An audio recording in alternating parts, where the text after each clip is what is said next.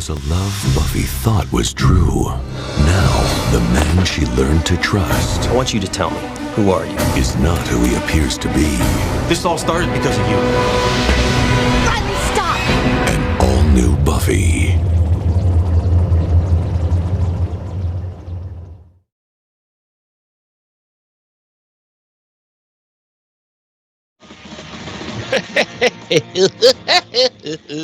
Hello, and welcome to this week's edition of Slade, the Buffyverse Revisited. I'm one of your hosts. I'm Jeremy.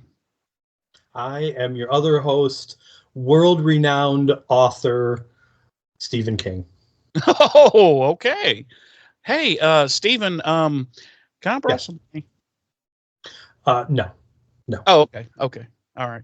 Well, I mean, it was worth a shot. Welcome back, everyone. This week, we will be slaloming into Season 4, Episode 14 of Buffy. Goodbye, Iowa. We will be, yeah.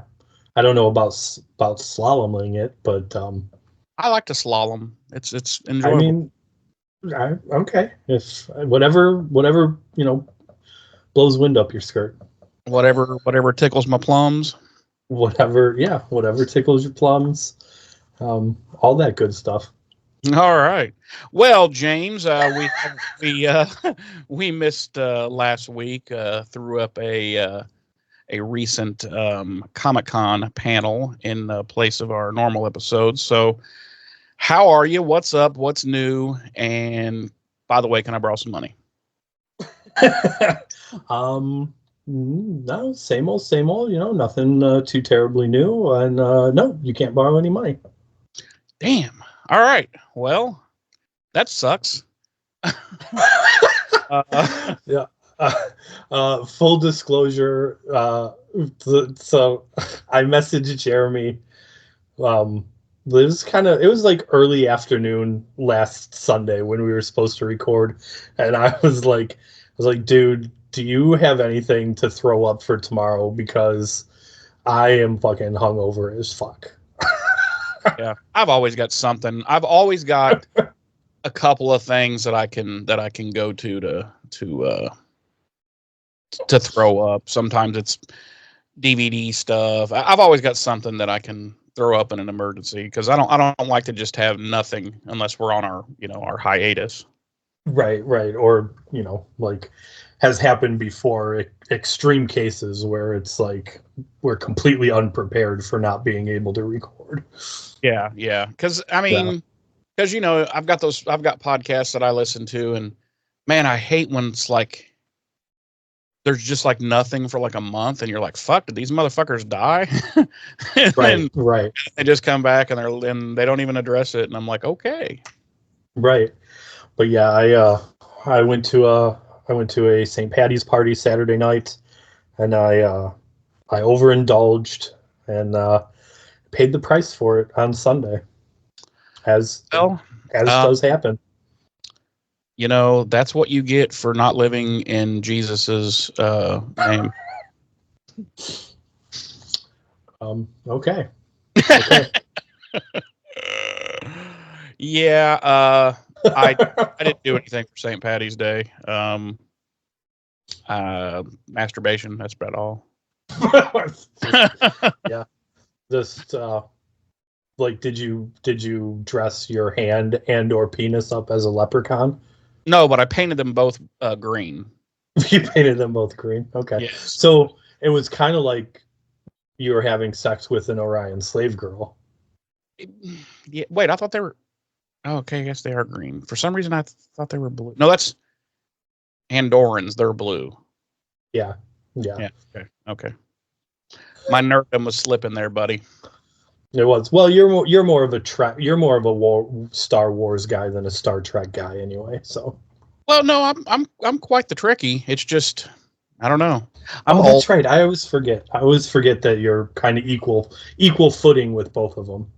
Yeah, I'm just old and my brain is starting to fail. So it's actually unusual to find someone who's kind of on equal footing as far as their like of Star Wars and Star Trek. It really is. I think the thing with me is that I kind of discovered them both at the same time in my life, and as a kid, and so yeah, and I loved them both. Of course, Trek was on reruns on TV all the time when I was a kid, and then the Next Generation came out, and it just Right. Now, that was, correct me if I'm wrong, also around the same time you were discovering your sexuality and how good touching your penis felt. Probably, yeah. But that was pre-coloring it though. that was pre dyeing your penis for sexual gratification. Right. That was prior to that taking place. Oh wow, this is going off the rails early, friends. This is what happens when Jeremy and I don't talk for like 3 weeks. Yeah, it's like, okay, well, we're gonna be completely idiotic now. We are just gonna be complete morons. But hey, anyway, James. What's hold on, just calm down a minute. What's new with you? We didn't talk about what's new with you, if anything. Nothing's ever new with me, so it's always same shit, different day. I'm gonna get that tattooed. Do it. Get it tattooed on your forehead. Well, I was thinking on my neck, so I could look like a I don't know, a former prisoner or something. Right. Now I think you should get it like right here, right above the eyebrow line. By the way, speaking of that, what is with this? I guess it'd be Gen Z, millennials. I don't know. What is with this new generation's thing with, hey, let's tattoo the shit out of our faces and our heads. And also let's make sure they're not good tattoos. Like they were drawn by children. I don't no, I don't know. I'm an elder millennial, so I don't yeah, but you're just barely not Gen X, so yeah, I hear that a lot from other people too. Because I think, well, what year were you born in? 81. Oh yeah, I think they most consider Gen X up to, I think it's like 65 to 80. Yeah. Gen X cuts off at 80, and then millennial starts at 81. Yeah. But I don't know. I mean, far be it from me to ick anybody's yum. If you want to get your face tatted up and be my guest, I mean, whatever. It doesn't affect me. I think it looks stupid, and I mean, like, look, if you're gonna, no matter where you're gonna put a tattoo, whether it's gonna be your fucking face or your ass, like, at least make it look good. At least like have a good artist. Right. And most of these face tattoo people, I'm like, did they just hand the tattoo gun to like I don't know, like a fourth grader and be like, draw me some shit? No, they just did it. They did it themselves. They do it themselves in a mirror. We're doing this. It's like, wait, why is that knife backwards? Like, why is it right? Like, why does that look weird? And then they finish it up, and people are like, "Why is it backwards on your face? Why are the words all backwards?" And then he's just like, right. Because I'm deep. I'm deep, man. I'm deep. Yeah, I really want you to have to think about what you're reading. Yeah, man. You got to have a mirror to look into my soul, bro. Yeah, no, I don't get the fascination with it. I don't. I mean, it's not my cup of tea. But like I said, far be it from me to ick anybody else's yum. If that's what you want to do with your face, then be my guest. I don't. All right then. That's all I have to say about it. All right then. I mean, I have to believe these are people that just legitimately feel like they don't have any place in like the world. No, not necessarily the world, but like the corporate workforce, so to speak. Or really any workforce. Yeah, I mean, yeah, realistically, a lot of people hiring face tattooed people. Yeah, I mean, realistically, I can't see even like Walmart being like, "Hey, sweet face tattoos, you're hired." Yeah. But I know it says "fuck you and your mother too" on your face, but you know what? I really like the way you handle a cash register. You're hired. You know? right. So yeah, I mean, I have to believe that they obviously don't feel that they'll ever have any need or place in the, in a what's the best, in a forward facing type Anything job, other so than to like speak. anything other than like dog walker or like Or entertainment of some sort. I mean, look stripper. at stripper. Yeah, sure. um, but I mean, because look at like Post Malone. Like, obviously, Well, like, yeah, but I mean, he's a world famous. Like, you know what I'm saying? It's like I don't think right, he's but gonna have to get a job at fucking Arby's anytime soon. You know? right. But what I'm saying is, he already had those face tattoos when he made it big. So obviously, at some point, in his life, he was like, yeah, this, traditional job roles aren't for me. So Yeah, I mean, yeah, I don't know. I just find the whole thing. I know that you know my parents' generation and before them were the same way about just tattoos in general. But it's like, look, I can just put a shirt on and cover my shit up. Like these people have like dicks and knives and guns and weird sayings on their fucking face. You know what I mean? It's like I don't know.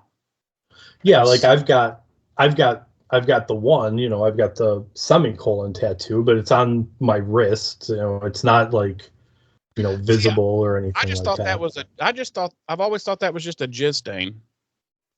You just assumed I had like a big black jizz stain on my wrist. Yes, yes. Okay. That's what I Why? always. Okay. Um, a couple of questions. Okay. Most pressing of them, though, is why why would okay, two questions. First, Okay. and the first one will directly lead into the second one. First, did you assume it was my own jizz? Oh yes, yes. Because I mean that's why it's on Okay. your wrist. Like you're kind of you're pummeling it, and it just kind of Okay. The second question, what led you to believe that I had black jizz? I just assumed you were As a incredibly unhealthy. Okay. Okay. All right. Maybe I thought maybe I don't know. Maybe there were certain STDs that maybe created black jizz. I didn't know. Okay. All right. I mean, I got the answers. Maybe you were a vampire. Do you think vampires jizz black? It's a well-known fact. What? We have clearly not been watching all of the same movies. Oh, okay. Well, maybe I'm thinking of something else. Maybe I don't know. I'm gonna need you to send me a list of the movies you've watched that contain that particular piece of lore, because I don't think I've seen those. Oh, damn. No, Maybe I'm thinking of something else. Maybe it's hard to say. Or I just need mental help. I mean, one or the other. That could be too. Yeah. That could be. So, Jeremy, with all that being said, wouldn't it be nice if I cooked? It'd be nice. It'd be nice if we were older and we wouldn't have to wait so long. What? Huh? What? Sorry. We're singing different songs. I think we were singing different. I've never heard your version of that song. Again, I thought that was the well-known, That must be from like a Beach Boys deep cut album or something. It was a B-side. It was a B-side. Okay. Yeah. Okay. How about if I cook us up some delicious dates and deets before we get too far into the weeds here? Nah, let's just wrap it up. Let's just wrap it up. You know what? It's been fun, folks. We will see you next week for Buffy or for Angel. Just wrap up. We'll just this is it. We retire right here and now. Okay. Yeah, it's been a good run. We're just shutting it down right in the middle of Buffy season 4 of halfway through season 1 of Angel. We're wrapping it up. We're wrapping it up. It's been fun, everybody. We hope you've enjoyed listening. Maybe we'll be back sometime with something else. Who knows? Who the fuck knows? Or the black jizz thing. We're probably dying. Or right, I might be dying. That could be part of the bubonic plague. It could be part of the bubonic plague. I'm patient zero of the new Dark Ages. Exactly. Well, yeah, why don't you cook up some of those dates and deets, and we will feast. We will feast like the kings we are. Like the kings that we are. No. Right. Or, more appropriately, the princes of the universe. We are the princes of the universe. This is a well-known fact. Yes. As previously stated, we will be revisiting Buffy the Vampire Slayer Season 4, Episode 14, our 70th episode of the series overall. Goodbye, Iowa. Our episode director this week was David Solomon, and our episode credited writer was Marty Noxon. Our original air date was February 15th, 2000 on the now defunct WB network. Our Nielsen rating for this episode, 3.1 million households when it first aired, ranking it 90th out of the 133 network primetime shows for the week and third out of the 16 primetime shows airing on the WB for the week. Our regular cast, as always, includes Sarah Michelle Gellar as Buffy, Nicholas Brendan as Xander, Allison Hannigan as Willow, Anthony Stewart Head as Giles, James Marsters as Spike, and Mark Blucas, not Bubkiss, don't hold up that sign, as Riley. Our guest stars include Amber Benson as Tara, George Hertzberg as Adam, Leonard.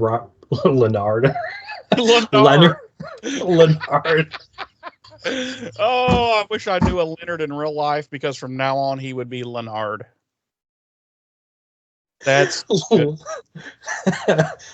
Leonard Roberts as Forrest. Leonard. Bailey Chase. That's if you're French. That's if you're French. My name is Leonard. My name is Leonard. Baguette.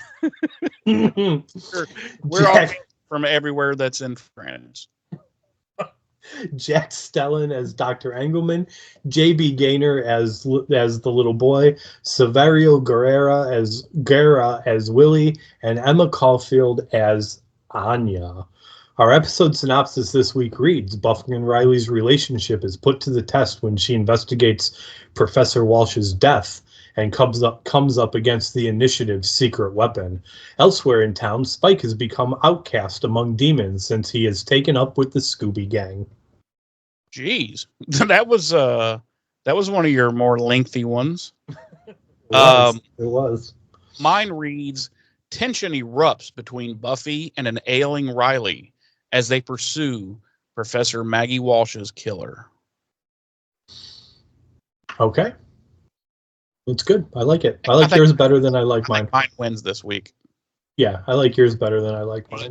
Yours was a little long-winded. Mine was a little long in the tooth. Yeah. Needs to be taken out back and put down. Just like Old Yeller. Yeah. Right in the dome piece. Just like, yeah, just. And then you see the brain matter hit the little kid in the face and the mouth, and that's what turns him into a serial killer. And that is, a lot of people don't know that Old Yeller was a prequel to the Saw franchise. Exactly. Right. Everyone thinks that what's his face in Saw was doing this because his cancer and blah blah blah all that. No, it's because when he was just a little kid, he was forced to blow his dog's brains out because it got rabies. Yep. And it just ruined him. Sad. So sad. Thoughts and prayers. Thoughts and prayers. That's all we can do.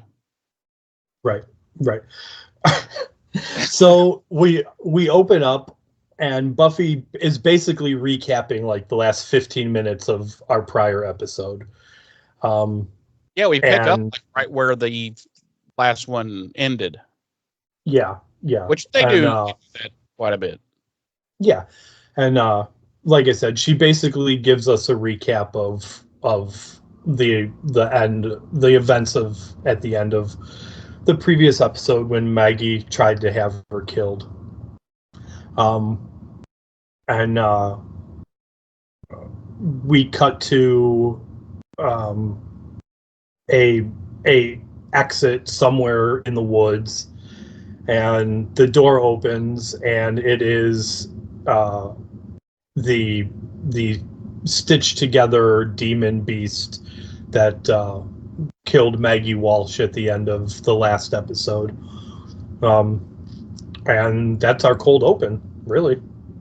Yeah, well, did he conversate with the little boy before we went to the No, end? that was nope, that's after. Okay. So when we come back from break, he's actually diddling the little boy. Wow. Wow. And the police Wow. called, and Adam is immediately arrested and put in prison forever. And so that takes care of Adam. Wow. This took such a turn. This took such a turn. This is how much I hate Adam. This begins my misery from now till the end of the season. This is my hell. It's once Adam comes about and then takes over as the antagonist for the rest of the season. That's what I hate about season 4. That's my personal hell. Anyway, so he's talking to the little boy, and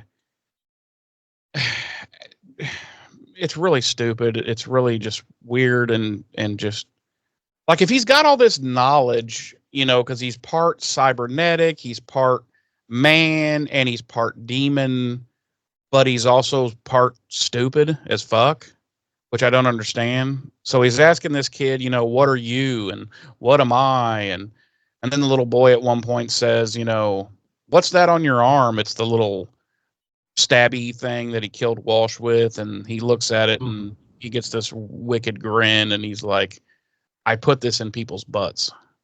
And the little boy's like, wow.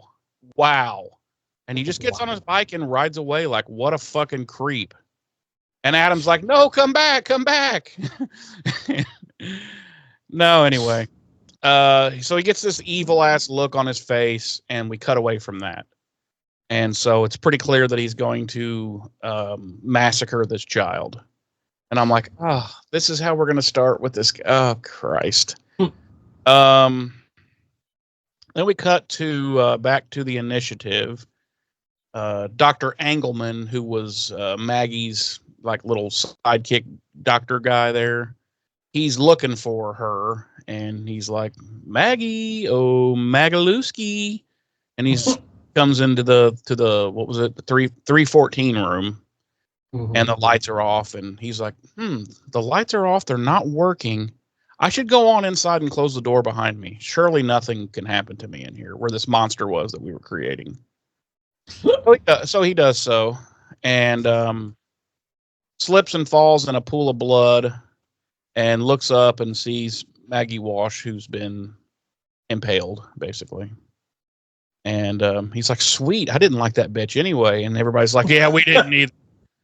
And so they tap dance on her body, and that's all for Professor Walsh.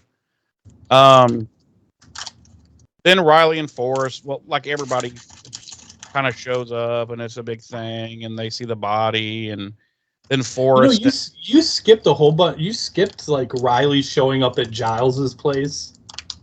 Did I? Yeah. Who cares? I hate this season from here on out so much that I'm like, fuck it. People watched it. They know what's happening. So Fuck it. Wow. I don't know. I just don't care. Frankly. Forrest and Riley get into this really melodramatic, stupid argument about like Forrest is anti-Buffy and Riley's all like, well, don't you talk about my girlfriend like that? And Forrest is like, fuck you, man. And they're just like, oh, and Dr. Angle Nerd breaks it up. Oh, sucker time. Dr. Angle Nerd breaks it up and yada, yada. Well, and Forrest is basically saying that he's accusing, saying, well, that look at the wound on Professor Walsh, that looks like would be a stake to me. And I'm like, does it really? Does it? It's like this thin little thing. Does that really look like a big wooden stake? Yeah, you're not much of an investigator, Forrest. Maybe you should stick to sucking at acting. So, there is one thing I would like to bring up about that first scene that I skipped at Giles' house. Yes. They were, the Scoobs were all talking and everything, and where she's filling everybody in and blah, blah, blah. She says something about, well, it's really hard to find out anything, with this initiative and everything. And Xander says this line that bugged me so fucking much that I still remember it 3 weeks later after having watched this episode. He says to Buffy, he goes, well, Buff, that is why they call it, what are the secret forces? And I'm like, do they? I've never heard that phrase in my life. I know they like to call it the special forces, Army special forces. Do they call it the secret forces? Pretty sure not. But anyway, that's bugged me ever since then. So back to where we were. Giles is so they all went back to Xander's house, as everybody would know that's watched the episode. They all went back to Xander's to hide out, and it's the next morning, and Giles is in a shitty mood because he wakes up in Xander's basement, and he's been sleeping on like a blow up fucking like a pool toy, like a raft or something. He's been sleeping on that all night, and it's one of those, and it's an inflatable chair, and inflatable furniture was all the rage back in the late 90s, early 2000s. Where the fuck was I at? I don't remember inflatable furniture. I don't know, but yeah, it was, especially for teens. Yeah, it was a big deal. How did we go? I remember when beanbags and beanbag chairs were like how did we go from comfy beanbag chairs to inflatable furniture? I don't know, but we did. Anyway, so that's what he wakes up on, and the girls, Willow, Buffy, and Anya are all sleeping in Xander's bed, and they're comfy as hell looking, because it looks to be about a queen size pull out couch bed thing, and they're watching cartoons, and fucking Giles is in a shitty mood. He comes and turns them off, and they're all like, "Wow, Dick." I mean, what the fuck? And then I noticed too, when Xander joins the conversation, where the fuck was he sleeping at? Like in the tub? In a sink? No, I think he doesn't he come in from like upstairs, or does he come in from outside, the outside exit? Because he comes in and he demands that they turn the TV on right away. Yeah, he had been somewhere buying breakfast or something. Yeah. You're right. You're right. Okay. Yeah, my bad. Yeah. He does come in. He's like, turn the TV on. And right. Tells me is like they turned the TV back on exactly where Giles had turned it off that was playing cartoons. And now it's playing the news. But now it's playing the news exactly where it needs to be for them to catch the full story. Right. Of this boy. Unless it was like a breaking news bulletin. Yeah, but I mean, what's the likelihood that like Xander saw it out wherever he was, and then he comes and he's like, turn it on, and they turn it on, and it's like exactly where it needs to be to like start the story, You're like, are Perhaps you Mama. with the Scooby Gang? Okay. In breaking news, So I'm pretty sure he comes from the stairs. So it's possible that he came back with the donuts or whatever it is he has, and Mama Harris was watching TV, or someone upstairs was watching TV. That big fat cow is in bed. Oh, wow. Okay. You know she is. She's not getting up at that early. She just went to bed like 2 hours before that after drinking like a fifth of fucking really cheap, like $9 vodka. Okay, then. She's not up that early. Fuck her. I hate Mrs. Harris for giving birth to Xander. So where did I leave off? Oh yeah, so they're watching the news story about, you know, the little kid having got murdered, and it was real gruesome. Apparently, he was like torn open and like it was pretty gruesome. And they're all like, "Oh, what the fuck?" And Buffy's like, "Why would you have us turn this on, you sick bastard?" And Xander's like, "I just like to watch things like that." Anyway, so they're thinking, okay, this must be that what was it called? Polgarademon. Polgarademon. Yeah, they're like, it must be that demon, because the one that escaped from the thing, that it must be the one that killed Professor Walsh, and then it got loose, and now it's mutilated this boy. So Buffy's all like, I'm gonna go after it, and I'm gonna fuck it up, and I'm gonna fuck this motherfucker up. And then she looks down, and everybody's looking at her, and she's in her pajamas.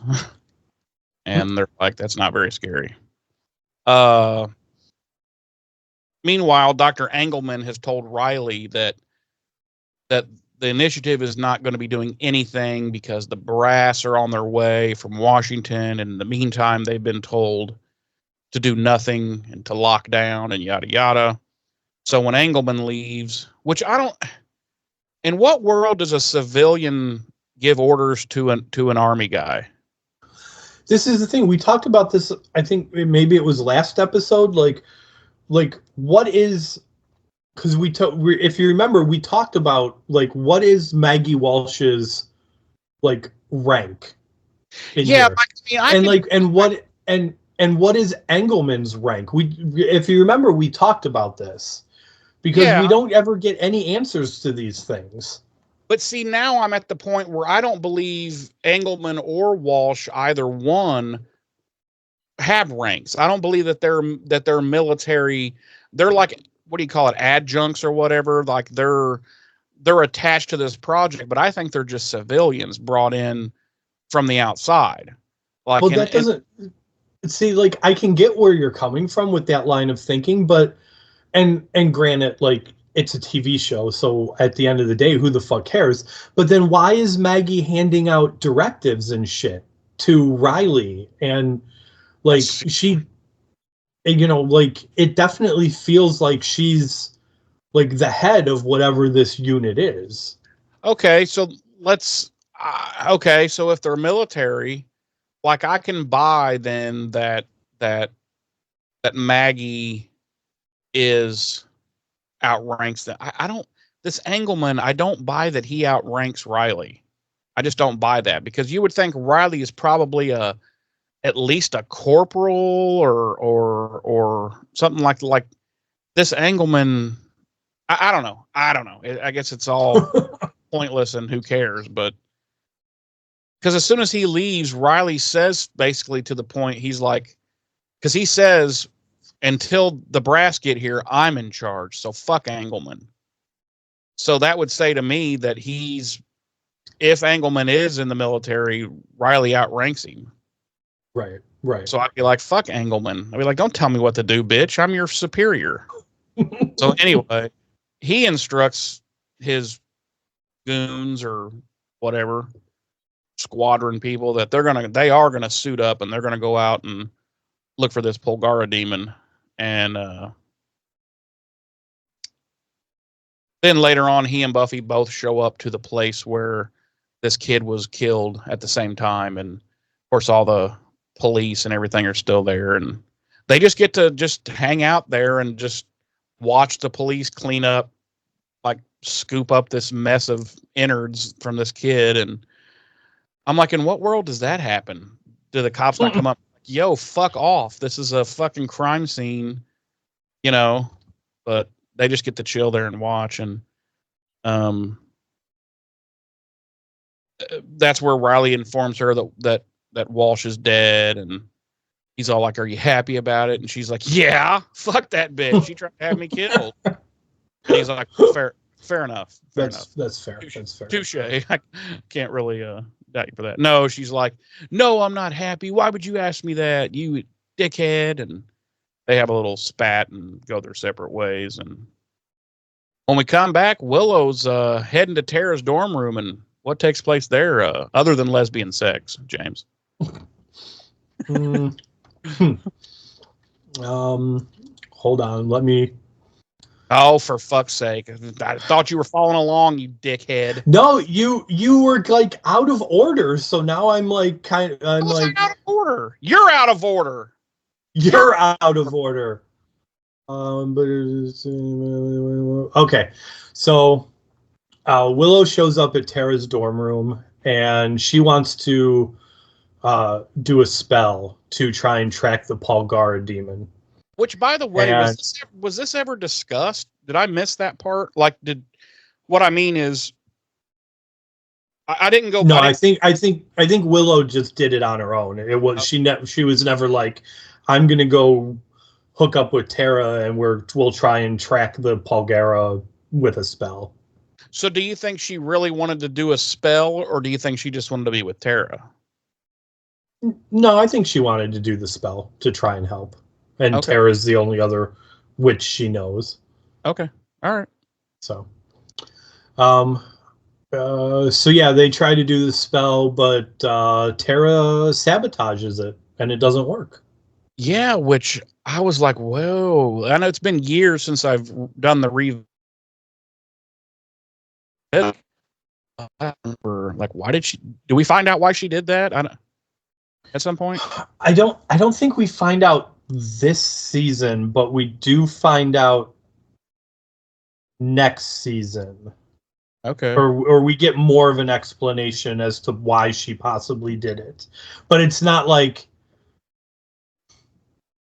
so when we find out, it's not like directly tied to this. It's one of those things where like you're like, oh, that must be why she sabotaged that spell back in season 4. Season 4, episode 14, Goodbye, Iowa. Right, exactly. Yes. Okay. I did not, I had no memory of this, and I was like, what?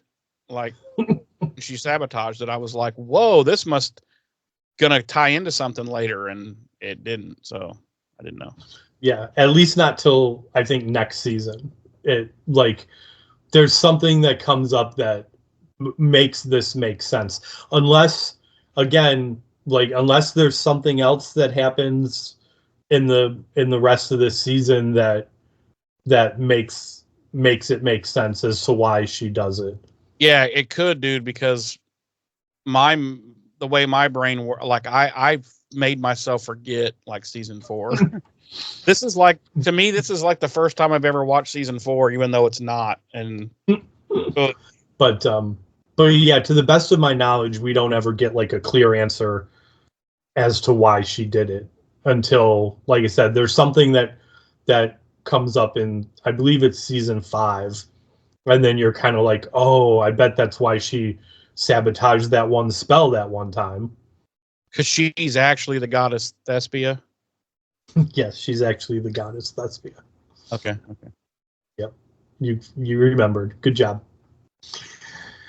So then we cut to Buffy, and she's at Willie's, and this is kind of funny because Willie's all like, "Hey, I've gone straight now, yada yada," and I don't talk she's people facts. Right, and she's trying to get information out of him, and he's basically like, "Listen, I'll tell you what you need to know, but you're gonna have to hit me to make it look good." Yeah. And she's like, and then okay. Riley hits him so hard his head falls off. Yeah. She's like, oops. Oops. So then Riley shows up and he's all like angry and agitated and sweaty we gotta talk about this. And because sweaty. I was like, why does he look like he's just done like a fucking 8-ball? Right. And he's shaking and he's like scratching at himself and like so bad that he's making himself bleed, and he's trying to borrow money from her, and he's like, "Do you have a VCR? I can borrow." All scratching and shit. And he's going off on Buffy about like, is she the bad guy or the good guy? Is he the bad guy or the good guy? And then he pulls a gun on some old lady who she might be an old lady, but she might also be a vampire or a demon or something. We never get a fucking answer. But he like pulls a gun on her and like he basically starts ranting about like what I just said. He's like, if I pull the trigger, do I have a dead old lady on my hands or a pissed off vampire and this and that and everything? And Buffy starts to console him, and she ends up getting him back to Xander's place to rest.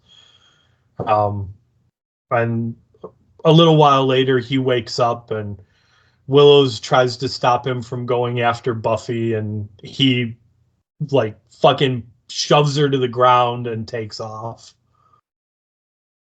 And then she hits the ground, dude. She actually crushed her C1 and C4 vertebrae, right, and she's now paralyzed from the neck down. Right, yeah. Willow's the Barbara Gordon of the Buffyverse now. Well, no, because Willow's paralyzed from the neck down, so she can't even like sit at a computer and do anything. She has to blow in a straw, and yeah, she's on a ventilator and shit. She can't even say a spell anymore. She's the Christopher Reeves of the Buffyverse now. Oh man. Yep, she falls. Oh, yikes. Yowza. I thought I got us good and canceled saying that Adam was diddling the little kid, but whew, now we added on the Christopher Reeves reference. We are so canceled. We cut back to Willie's place, and Spike gets the ever-living shit beat out of him because he's associating with the Slayer and hunting demons now, and they're basically like, if you come around here again, we'll kill you. And then we cut to Buffy and Xander infiltrating the Initiative. And how's that going for them, Jeremy? Not well. It's on fire. And no, they're she's dressed up as a scientist and he's dressed up as an army guy. And at one point there's some people coming up towards them, and fucking Xander turns, he's like, "Quick, make out with me." And she's like, "What?" And the people go by, and he's like, "Well, that's what you do." And she's like, "You're supposed to be a soldier and I'm supposed to be a scientist. You trying to draw more attention to us?" I mean, he's just trying to get, some Buffy. Right, like, yeah, like that irritated me so much. I was like, really? Like, we're gonna like fall back on this again? Like, come on. They always, when they don't know what to do with Xander, they're like, okay, what can we have him do or say? We'll just have him be creepy again. We'll just have him to say and do creepy shit again. Even though he has a girlfriend, he's like, "Oh, quick, Buffy, make out with me." It's like, right. Fuck, bro.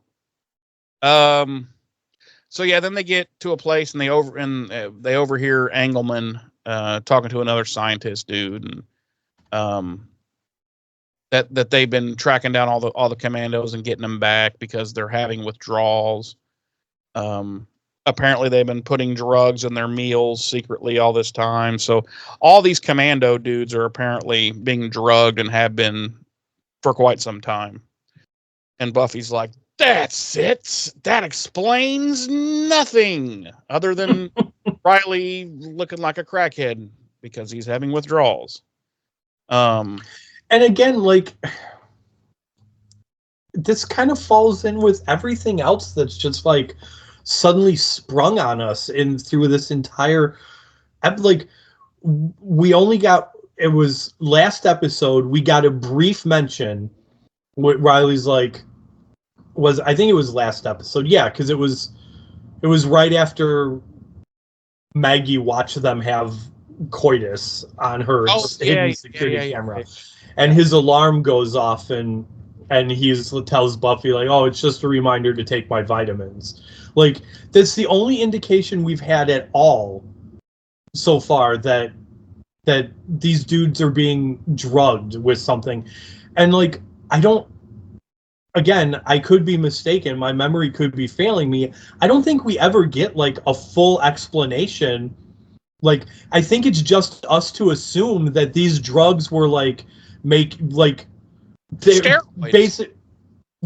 Basically, or even more than steroids. It was basically like, I don't want to say super soldiering them, but to an extent, yeah. Like obviously, it was making them stronger and faster and yada yada yada. You know, it's really just it was really just an early version of Viagra is what she was giving them all. Is that what it was? That's why they were always all walking around fully erect at all times. Okay. That explains that. No, it's dumb. It seems like everything is just sped up so much with last episode and this episode. Like, why are these guys going through withdrawals? At what point have they not had access to their normal routines and food? And you know what I'm saying? Like, it's not like Riley's been like got trapped in this cave or something, and it's been like 3 or 4 days, and so now he's having these. It's like everything's the same, normal, right? Like, it's literally not even like it's literally only been like a day since Maggie died. Yeah, and it obviously the drugs or whatever are coming like in their meals and whatnot. So why is it just because she died all of a sudden? Well, fuck, now all these crackheads are having withdrawals now. Right. You know, like are we supposed to believe she was like personally handing them these vitamins on a daily fucking basis? She was having them come in one at a time while she injected them with, you know, secret fucking soldier serum or something. It's like, what the fuck? But that's the thing too, like, because Riley clearly takes his vitamins out of like a pill bottle. Yeah. Like, so how is Maggie's like? I don't know. I don't know, bro. I know. Shit. Where did I leave? Oh, okay. So Engelman goes to fuck off, but Buffy sneaks up and snatches him and has him against the wall. And she's like, "You fucking tell me what's going on, and you tell me about room 314, and also how are babies made?" And he's like, "Whoa, I don't have time to explain all of this right now." Riley gets there just then, and then he kind of starts losing his shit because he's like, "No, Professor Walsh wasn't evil. She's a brilliant lady, and none of this can be true." And wah, wah, wah, wah, wah, wah, wah, wah, wah. And then all of a sudden, a dead body drops to the floor, and they're all like, "What?" And up above them is Adam, the man mutant, cybernetic, horrible character. So then he goes on this fucking diatribe, basically, "And now I shall reveal my evil intentions in detail." And dude, this killed me. This killed me. It stabbed me in the throat how bad this was. At certain points, he's like, Riley says something, and he's like, "Riley Finn," and he has this fucking floppy drive. And he puts the floppy drive in his floppy titty because he's got a floppy. He's got a fucking disk drive in his fucking demon titty. He's got what? This drive in his demon titty. Now here's the thing: we all know. Hold on. Before you go on, when I saw that, my immediate thought was like, well, that's not very forward thinking. He's going to be obsolete in 3 years. No. This is what, 2000, right? This is the year. This 2000, is yeah. Okay, no. He was a floppy drive was practically already obsolete. A floppy drive was already obsolete like 2 years before this. Yeah, Probably CD-ROMs had been the mainstay for quite some time at this point. Yeah. But she's like, well, but CD-ROMs are so expensive. And this monster's just not worth it. Let's just pull a floppy drive out of our Apple II over there, and we'll just throw that in his demon titty. And you know what's I didn't notice too. Was it actually so? Okay, we say floppy drive, but let's be specific. Was it actually like a 5.5 floppy that he had? No, Go ahead. It was the 3-inch. It was the small. It was the hard disk floppy. Yeah, what, 3 1/4? I think they were 3 1/4 inch. Okay. Yeah. Okay. Yeah. No, I thought floppy would not have been like, that's it.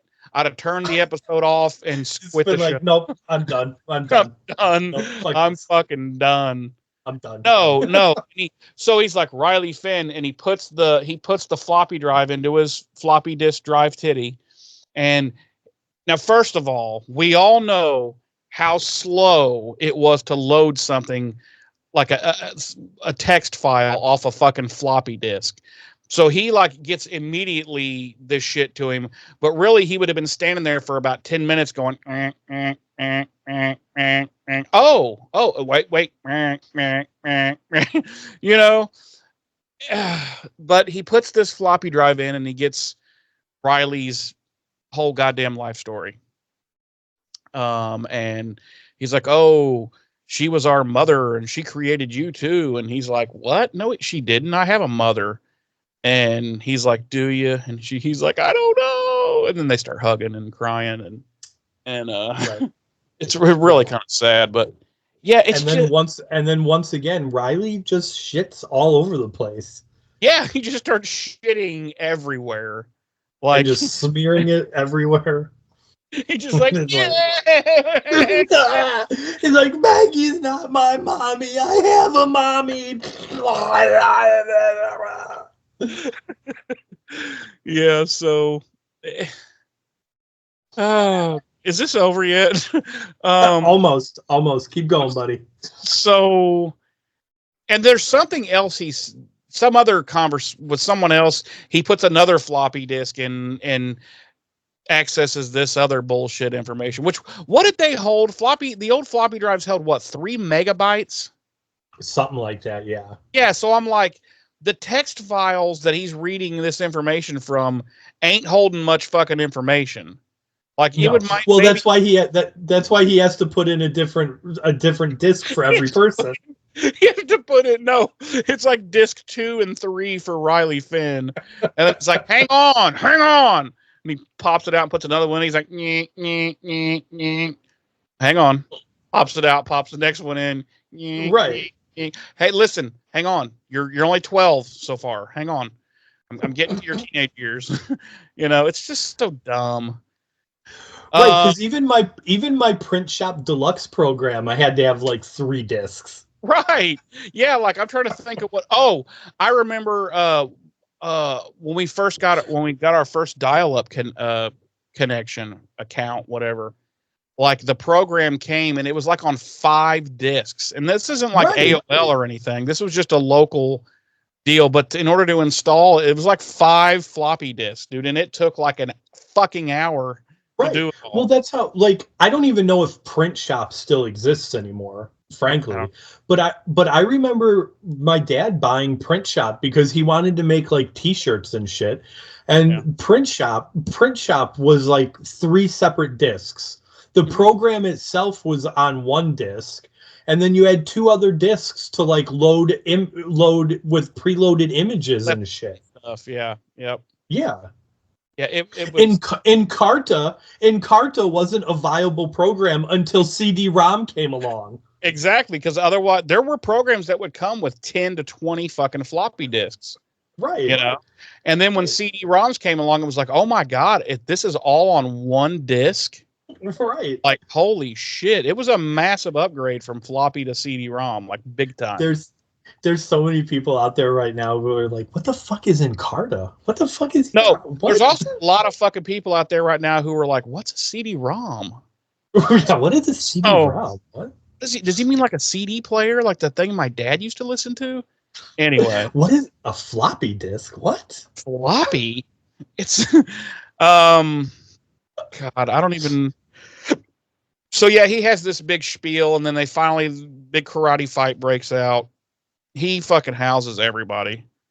He beats up Riley. He beats up Buffy. Fuck, he beats up Dr. Engelman just for shits and giggles. Actually kills Engelman, and impales Riley with his little stabby butt plug arm. Mm-hmm. And then the army, the Forrest and all the rest of the army nerds come. Then they get there, and they're all like, oh, take him to the ward. And she's like, I'm going with him. And they're like, no, you're not. It's an army thing, and we take care of our own. And they all pull guns on her. And I'm like, wow. It's like, this is escalating so fucking quickly. That escalated really quickly. But anyway, they take him away, and Buffy's like, well, I don't want to get fucking shot, so I guess okay. The next day, Buffy's talking to Willow about, Adam's out there, and he's so dangerous, and blah, blah, blah, blah, blah. And then they cut to Riley, who's laying in his hospital bed, and he's holding this scarf that Buffy gave him earlier for like his wound or whatever. And, like I'm part of you, Buff. We're part of each other. And credits, and thank God this episode's over. You want to take a wild guess of what my rating is? First, how about if you tell me what our body count this episode is? Not enough. It should have been a lot more. I'm going to say... Are we counting Maggie? Because she got killed last episode. No, we're not counting Maggie. If I count Maddie, I'm going to 4. 3. Close. Damn. The little boy, Engelman, and who was third? The initiative soldier that Adam killed and then threw down. Okay. Our music this week. That guy wasn't actually dead. He just picked him up and threw him, and he's like, "What?" he was dead once he hit the ground. When he hit the ground, he's like, "Oh my God, that didn't even kill me. It just hurts so fucking bad. It hurts so bad." And then he's like, every bone. Right. And then he tries to move, and he's like, "Oh my God, I think I'm paralyzed. Please, someone kill me now. Please, someone end the misery for me." Oh, God, he actually is able to move, but when he does, it breaks the last bone that wasn't broken. And he's like, "Oh God, now every single bone in my body is broken at the same time. Please, someone put me out of my misery." And then the whole time they stand there and have their big fucking talk and then their fight, he's still laying there just screaming and crying. Yeah, it's pretty sad. And then once the fight's over and everything, he's like, is nobody gonna help me? You all left and you carried that guy off, but you just left me here. Our music this week, Andrew James with My Last Romance, Lou Reed with Romeo Had Juliet, Mark Cherry with Big Ed, and Christoph Beck with our original score, as always. Jeremy, yes, you sir. Please tell me how many eviscerated little boys you give this episode? It's a 1, bro. It's a 1, and that's actually being kind. I should have gave it a 0, but because that's how it felt to me when it was over, I was like, well, that was a big fucking popcorn fart. Like, it would just... I don't even really know what to say. I pretty much said it all during the revisit there, but it was just terrible. It was, and I think We kind of shit on last week's episode too, didn't we? Or no? Or was it the week before? One of the last two. I gave last week's episode a 2. I don't know what you gave it. I don't. Yeah. I think we were the same. It was more of the same of last week. Shit sped up and like, oh, hurry! We got to get to this and we got to get to that. And we got to get all this and done. And it was just bleh. It was like a plate full of piss. It was fucking. It was boring.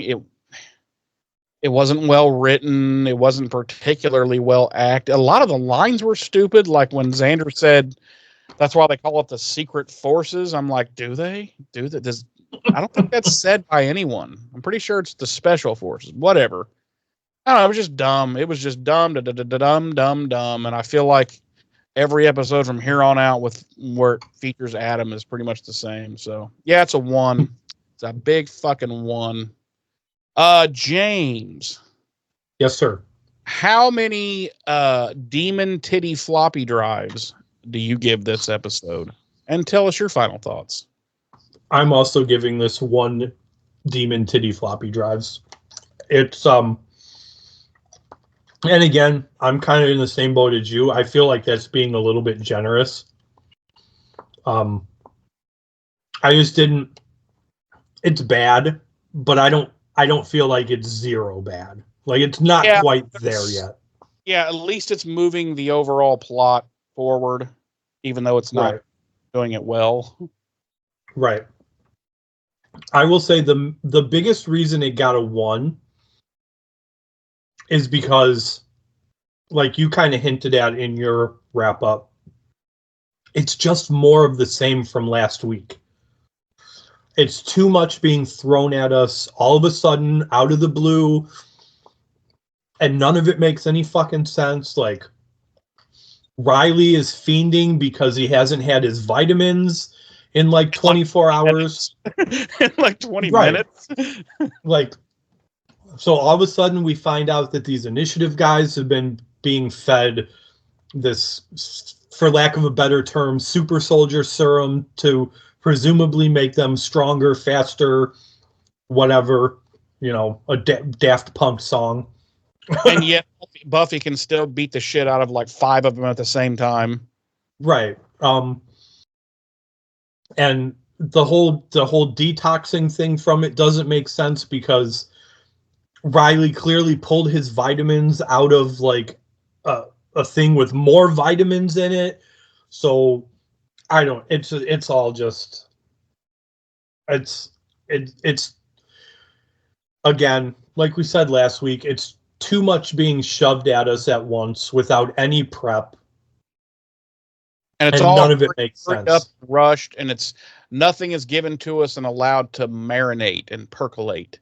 It's just like, here's a thing now, and here's its conclusion. It's like, whoa, that's only been 5 minutes. Right. And none of it makes sense. So that's why it got a downgrade, honestly, from last week's 2 to this week's 1 for this episode, because it's just more of the same. I really view these as two parts of the same episode. Like, this really was like the Iron Team Part 2. Yeah, it's like a 2-parter. Yeah. So yeah, I mean, it's just more of the same, and unfortunately, none of the good same. Yeah. So I think if I remember correctly, I think I gave last week's episode a 2 because it had Maggie's death in it, and I like that. I was like, okay, you get an extra point because you killed that bitch off. But yeah, these 2 last week and this week were just the drizzling shits, as they say. Yeah. Yeah. I mean, that's all I really have to say about it. I mean, it's a 1. And like you, I think we finally hit the part of the season where I can safely say I don't think it gets better from here. It doesn't.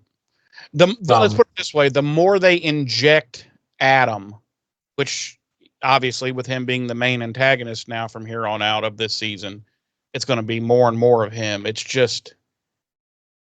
it's just bad. And now I remember why.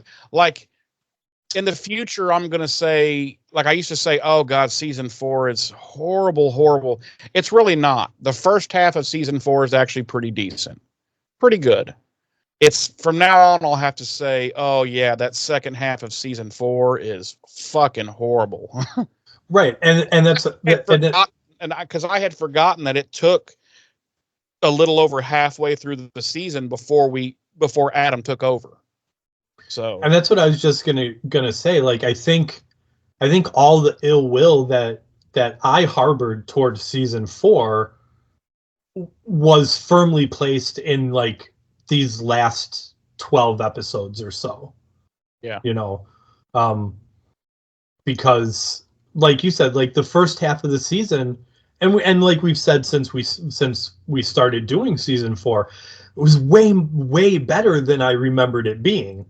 Yeah, and I think it's because I hated the second half of the season so much that it colored it that way to me. You know, the first half. Yeah, where I was just like, oh God, the whole season's just the fucking drizzling shits. But it's really not. The first half is pretty good up until like episode 13. That's when it gets, from then on, it's just downhill from there, buddy. Right. Well, see, but even that's not true, because we do have two episodes coming up that are probably the shining spots in this back half of the season. You're right.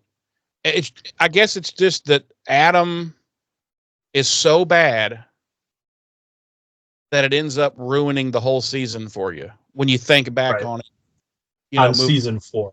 Right. When you think because back, I think you're just like, oh God, it was so bad. And here's why I think that is. I think fans, Buffy fans, and Angel fans, for the most part, have a habit of associating a season's quality with the overall antagonist. With the overall antagonist and story that's being told. Yep. And unfortunately, with season 4, you can't do that. Otherwise, the entire season it's just an awful season. You really do have to take it piece by piece and kind of realize that you've got, I would say at this point, and I'm taking into consideration the 2 episodes that I just mentioned, and I know you know the 2 I'm talking about. Mm-hmm. Like, as of right now, out of a 22 episode season, it is 22, right? Mm-hmm. Yep. Out of a 22 episode season, you're looking at least 14 episodes that aren't bad. Yeah, that are pretty good. Yeah. Right. It's just the rest of those episodes, and unfortunately they leave a bad taste in your mouth for the whole season. Yeah. Because like I said, I think as fans of these shows, we tend to evaluate the entire season by its overall villain and story. You know, I'm sitting here remembering something. Something's coming back into my fucking age-riddled brain. I remember watching, we were just making fun of the whole floppy drive, blah, blah, blah. I remember watching this new and saying the same thing then, like, what the fuck has he got a floppy drive for? Not a by that point, I had a CD burner.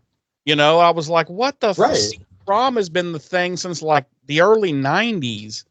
I was like, a floppy fucking drive. At that point in 2000, I was, where do you even fucking buy floppy disks at? You know? Right. So at this point in 2000, our home computer was practically brand new, and we had to go out and buy a USB floppy 3.5 floppy drive to plug in, because we had so many older programs that were still on 3.5. So 3.5 wasn't even the standard on newer computers back then. No. And I remember it was just a few years later, like 03-ish, when I built another computer. I didn't even put a floppy drive in it. Like they just didn't even, it wasn't even a thing anymore, because. Right. Well, that's what I'm saying. Like, because you remember the thing that for a while there, it was the zip drives. Oh, remember zip drives? And so it was like everybody was putting an internal zip drive in instead of a floppy drive. And so, yeah, floppies were so far outdated. And that's what I'm saying. I remember like our newish computer that we bought around that time didn't even have a 3.5 floppy in it. It had a CD drive. Yeah. So yeah, like newer computers weren't even being put on the shelves with that technology anymore. No. Like Adam is at least 7 years behind technology. Yeah, Adam was already outdated. Like, I don't know, maybe she began working on him in the early 90s when and it was like, I'm going to have you seen the new 3.5 inch floppy drives? I'm going to put one of those in my creation. And Engelman's like, dude, that would be so sick. You could put so much information on one of those fucking floppy disks, man. What if she started like even earlier than that, and originally she was like, I'm gonna put a fax machine in this bastard. Yeah, she's like, she looks around, she's like, he's running on DOS. And Engelman was like, what? Are you fucking serious? Yeah. Do you know what you can do with that? She's like, listen, and if I put a little bit more RAM in him, I can upgrade him to Windows 3.1. Fuck, Maggie, you're insane. You're fucking insane, Maggie. You're nuts. You're nuts. That'll never work. Anyway,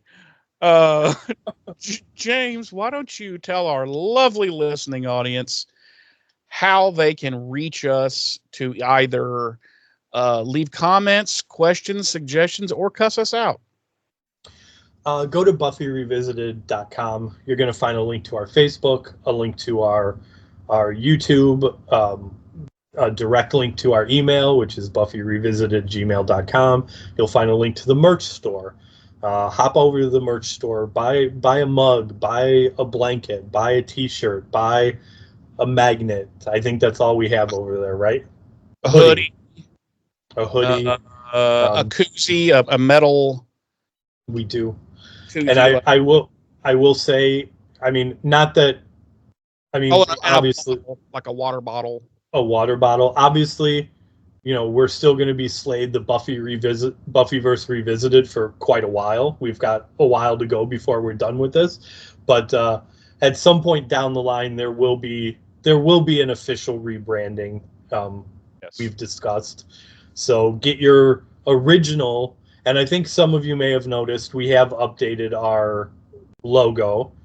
So now is the time to get your original Slade the Buffyverse Revisited logo items. I thought you were going to say revirgined. Revirgin.